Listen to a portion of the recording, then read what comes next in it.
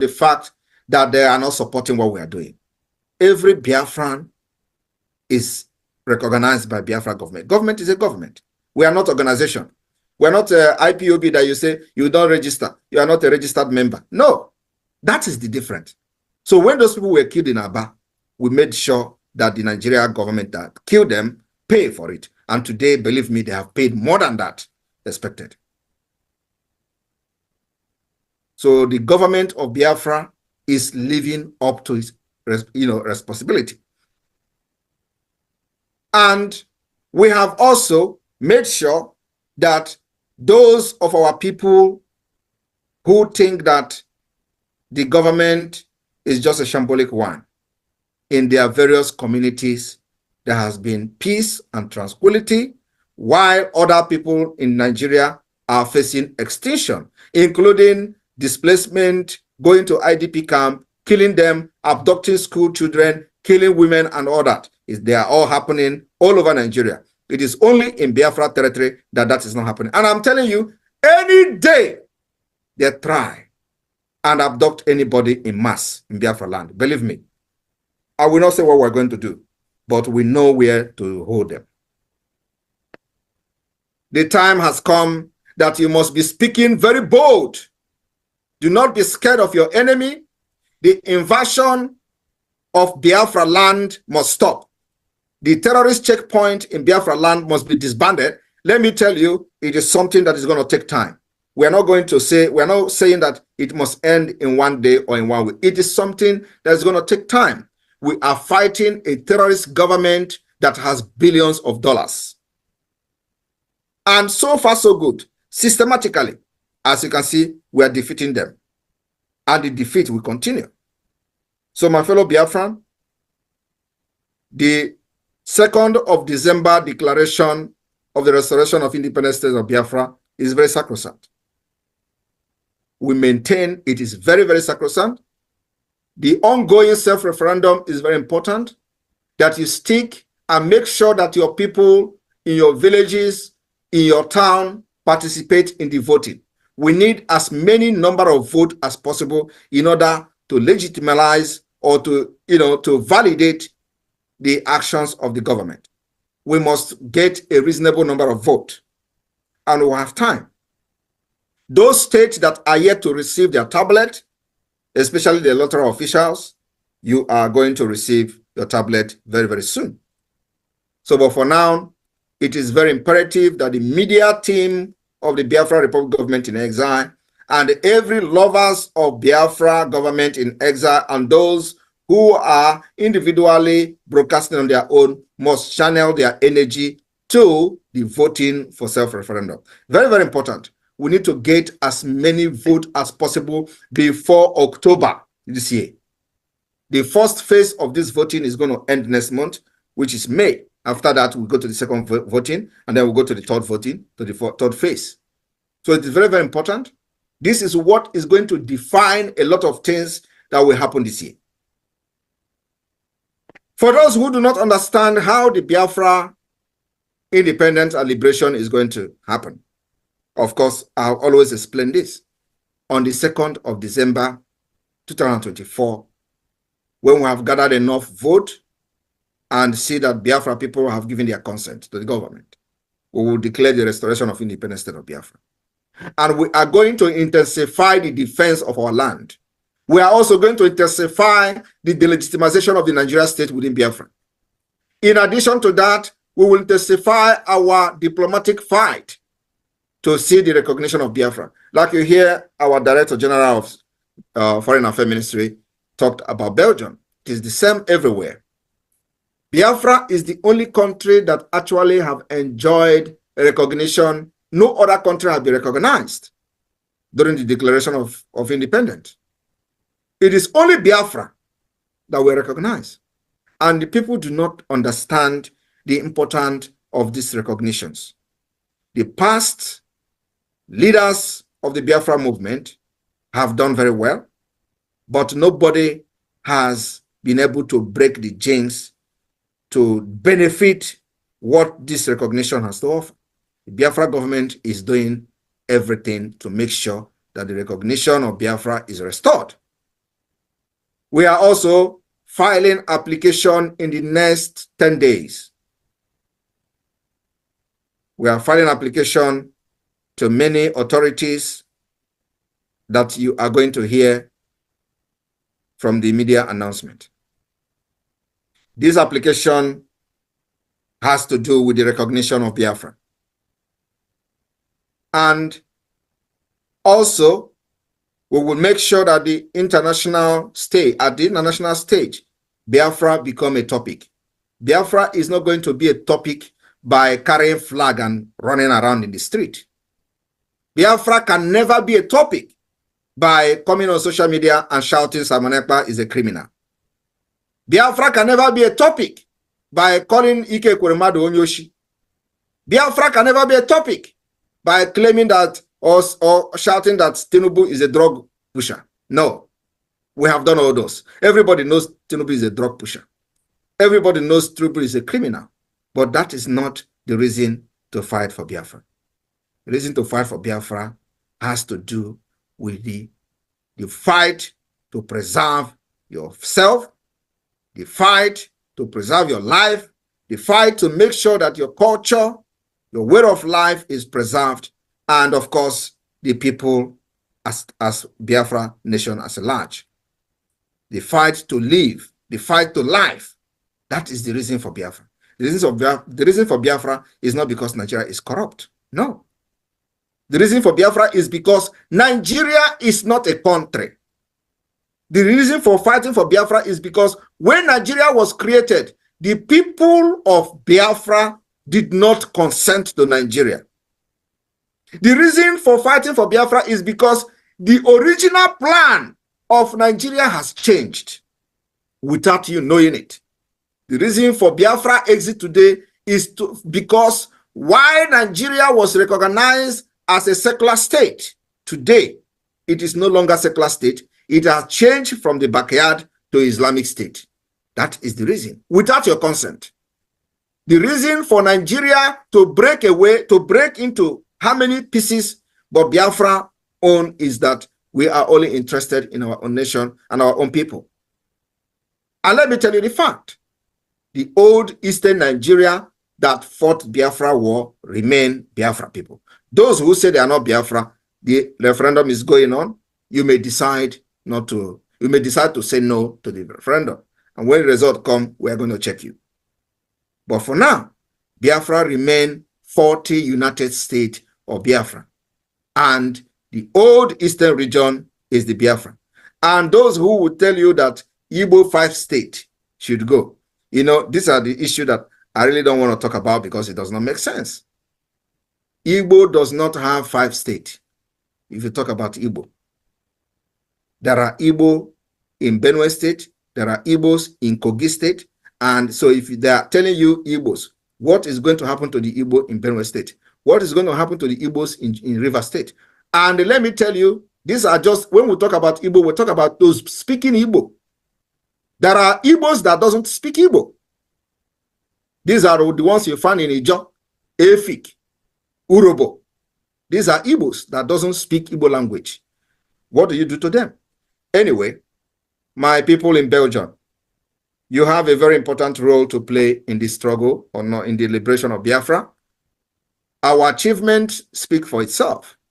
I will not sit here and start listening the achievement of the Biafra government in exile. Our own is that we've made sure that the legality of the government in exile has been proven beyond every reasonable doubt in accordance with international law. Our own job now is to continue to push for the recognition of this government, including the de facto government in the homeland. The structure of the government has met the 1933 Montevideo Convention of a state. And now that this particular formation of the government and structure has been achieved, we now focus on the delegitimization of Nigeria. Cover Nigeria Igwe as much as possible. That is all. You have to prove to the international community how serious you are. And of course, the next is to the UN. we will hit them very hard with evidence. So for peace to return to the entire West Africa, Biafra must be free. The continual subjugation of Biafra, the continual forceful union in Nigeria will never restore peace in the West Africa. And this particular peace will go beyond West Africa up to the entire Africa and Sahel. Because the exit of Biafra will also end the upsurge of terrorists within the Sahel region. The interests that the terrorists have, that is the reason they are invading Nigeria today, many of the majority percent of this interest lies in the Biafra soil. And so the exit of Biafra will end the entire terrorist plan in Africa. And everybody must understand this. So when we fight for our freedom, we are not just fighting for the freedom of Biafra alone. We are fighting for the mankind. We are fighting for the preservation of the human life within the Sahel region.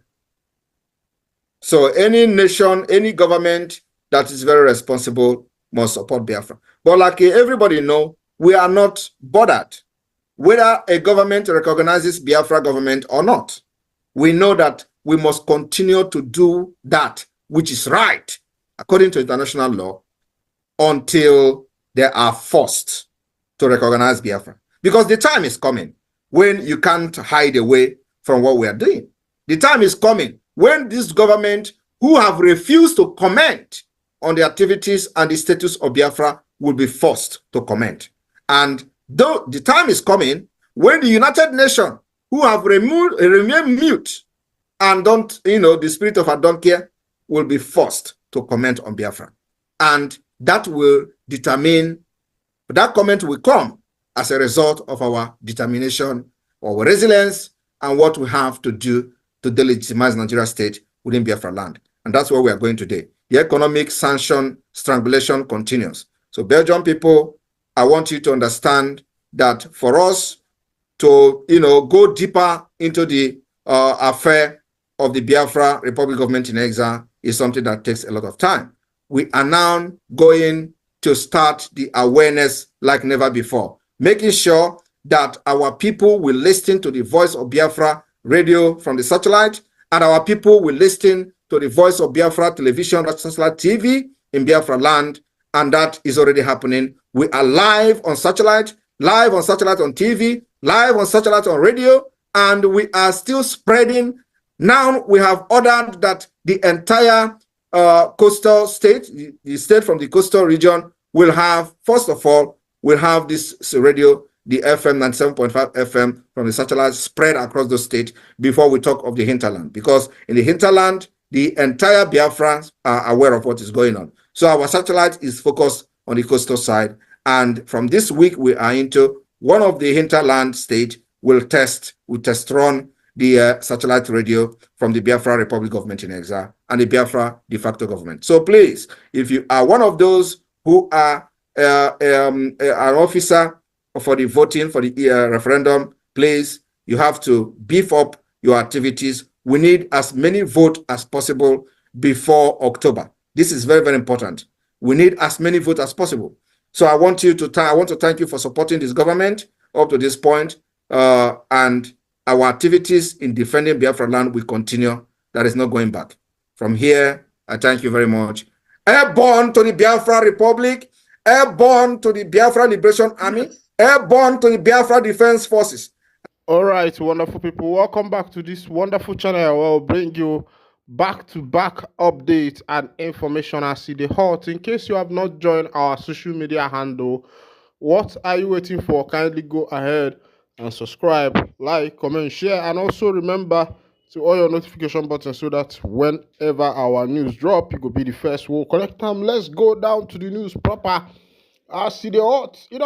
I say good morning to you, to all of us of freedom all over the world. Shout out to all our subscribers. Shout out to all the people where they follow us. Shout out to our back-to-back listeners where they follow us 21, 22 everywhere where we are. I say shout out to all the ladies where they follow. Shout out to Umada. Shout out to Nde Omonna. I say good morning to you. It's another week, a week of prosperity, a week of blessing, a week of success. I say this week, whatever be the desire of your heart, you know, go pass by you, you yourself, you go get on like that as it dey hungry you. I said the thing will go chop you, no go come, but now the one where you go chop, now you go they steadily come. Make we go down to the information where we say it dey happen for land of the indigenous people of Biafra.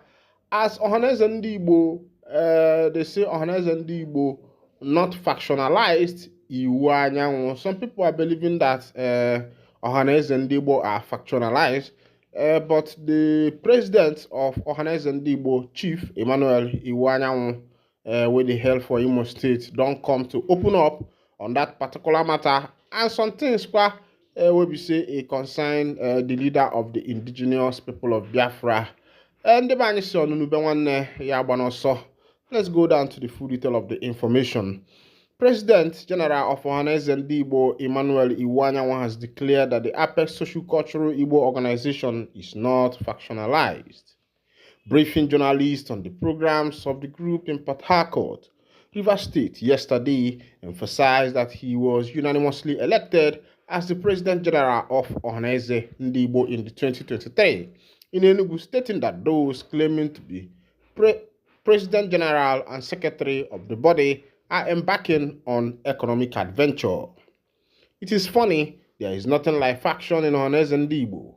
Myself, Emmanuel Chukwuemeka Iwanyanwu, I am the President General unanimously elected by all the people. The first time everybody voted for one person, that's me. Now, there are some people who make money by this faction. These people go to enemies of Ndị Igbo to collect money, to write things against the people to make money. This is a criminal matter. These people didn't contest election, nobody elected them. For example, somebody said he is the Secretary General. The right Secretary General, Ambassador Oke Uche, is here with me. He is a very renowned diplomat. There is no media organization that does not know that Chief Emmanuel Iwanyanwu is the President General of Ohaneze Ndị Igbo. I want to say that these people who are economic adventurers, Chief Emmanuel Iwanyanwu noted the denial of some Igbo-speaking areas being of Igbo race, stating that Ohaneze Ndị Igbo would always defend its people no matter where they live. He said Ohaneze Ndị Igbo has focused on how to make Igbo land an industrialized area. I have seen that we have tried to be given the opportunity to rule this Nigeria. Even when it was zoned to us, we didn't get it. I have told Igbo people, now, let us use our intellect to develop Igbo land. My mission today is in the next 2 years, is to change Igbo land, to make sure Igbo land is highly industrialized, to make sure we that have employment for people, to make sure we don't want to blame government again. Let us not waste time because we know there are some places we are hated. And let me tell you, part of the problem we have in Rivers State is just that some of the detractors want to tell them that they are not Igbos. Anybody who tells you that your father is not your father or your mother is not your mother, is he your friend? The truth about it is, I am facing that issue now. I want to industrialize Igbo land. I want to create jobs. Before I will continue on that matter, that particular matter, you know one thing about this particular channel is that we go back down to the root of history to be able to find out things where we say they happen for Bodo. As Chief Emmanuel Iwanyanwu will be the President General of Ohaneze Ndị Igbo, they talk them. But I want to go back to the history 1967 to 1970 when Ojukwu declared the Eastern region and called it Biafra Nation, the Fight of Biafra. When the declaration was done, Victor Bancho and the rest of them and other teams who are from that south side who betrayed Ojukwu at the broadcast in Asaba. Still remember how Ndi Igbo who were living in Port Harcourt after the 3 years civil war went back to occupy their property, and it happens that the people in that southern part, the rivers, have occupied those properties and denied them from Ndi Igbo, who were the original owner of this property. And also remember that immediately after the end of the 1967 to 1970 civil war, when Gowon was the head of state, he declared no victor, no vanquish. And that was when the 3DR was introduced. They introduced rehabilitation, they introduced restructuring, they introduced, I think, rebuilding or something like that. And this 3DR has been implemented in other regions, but has not been implemented in the southeast, in Igbo land, where this particular war took place. Because the 1967 to 1970 civil war was not in any other ground, but in the ground of Alibo, taken from Nsukka down to when they say that outside Bataloka, the market of Onitsha, Ogbete main market, Ogbete market, main market, Onitsha market, Umuahia, Abia, Imo State, all these places were conquered by the then military led by the government of Gowon. And when the war stopped, they said no victor, no vanquish. And no victor, no vanquish means that wherever you have a property, that property still belongs to you, because in the battle, there was nobody is a victor and nobody is a vanquish. That's the full meaning of that statement. But the Igbo people who lived in the Port Harcourt side, who had properties, were not able to get their properties back. Those who have acquired new properties there now are those who bought it maybe after that civil war. And many of these people were giving back £20 to start up a new life, no matter how much you have in the account of Nigerian government. Then, now, what is bringing me to this point is that Nnanyi Chief Emmanuel Iwayanwo, I'm not against the map that he is drawing, but the thing is going back to history. Maka ndị ba anyị na onye doko ome gịnị ka o dokodo. Maka na asị na onye na-amala ebe mmiri bido wee mabịa, na ya bụ onye a na-amakwa n'ebe nya bụ mmiri nọ wee kwụsị. Meanwhile, another thing I want to look out. Remember that somebody, Isi Guzoro, has been presenting himself as the secretary of Ohaneze Ndi Igbo, and this particular Isi Guzoro has released a lot of write-up. Now, the question is, who is Isi Guzoro and who is the original secretary general of Ohaneze Ndi Igbo? Is there division among the Ohaneze Ndi Igbo? Let Ohaneze Ndi Igbo tell us. Maka na ndị be anyị sị na onye nne ya zili oshi, na bụ onye na-ejikọ n'ụkwụ agbawa ụzọ. As it be, it don't shele, as the people of IYC say they will resist military attempts to attack Amama soldiers, says IYC. As it be now, what I'm thinking is that the issue of insecurity has become a lucrative business in the country called Nigeria. Kalabari youth under the aegis of the IYC Kalabari C.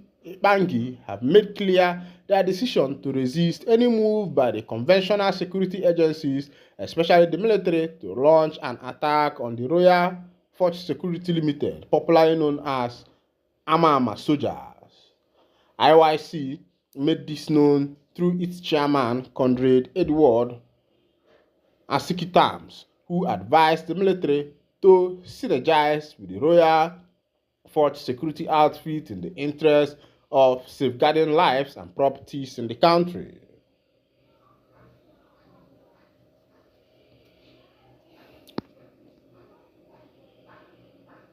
In a chat with our correspondent, Asikitams was quoted as saying that in other civilized countries such as Russia, America, and many others. Private security firms they are building synergy with conventional security to ensure that there is no breakdown of law and order. We cannot overemphasize on the selfless contribution made by the Royal File Security Outfit, otherwise called Amama soldiers. Within this short time of their stay in Calabari and beyond, we can take cognizance of the Emohua and Calabari Road when there were incessant attacks on commuters by robbers and kidnappers.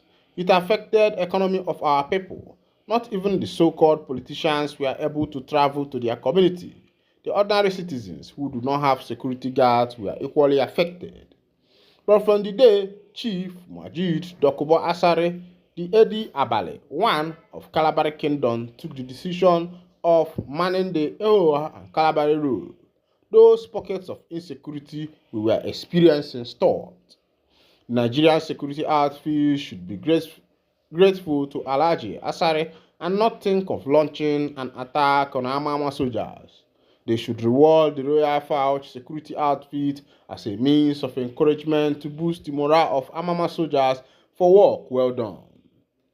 Report of the military's plots to attack the Amama soldiers is an aberration, which will put the lives of the ordinary citizens in jeopardy, and we seriously frown at it and we condemn it in totality. For the safety of our people who cannot afford to provide security for themselves or get security aid for themselves should be considered before making any move to attack the Amama soldiers. Our economy must thrive, and if we must enjoy sustainable development, then there is a need for peaceful coexistence. If the military attack Amama soldiers, that means the rumor of an attempt of ethical cleansing against prominent Ijaw leaders is not built on false ground. It does mean there is truth to that rumor making the rounds. This one they come from the Calabari, where the soldiers have given warning on the security outfit that was launched by Asare Dokubo, the Edi Abale of Calabari, as it is. But these people have said whatever the NIG army is doing, they say make they stay clear from them. Or say work where they do, now they work for their community. Say make their community better. Say many things wey be say e don dey happen for that community. Say they themselves don dey see am, and they want make their community better, make their community dey okay, so that they say before now, when that security outfit was not yet inaugurated, that there has been a lot of atrocities by armed men that even politicians were not able to go home. But as it is now, that things have changed. Meanwhile, this is where I'll be winding down the curtain, and I think also the soldiers should do a consideration before stepping in. Thank you for listening. God bless you.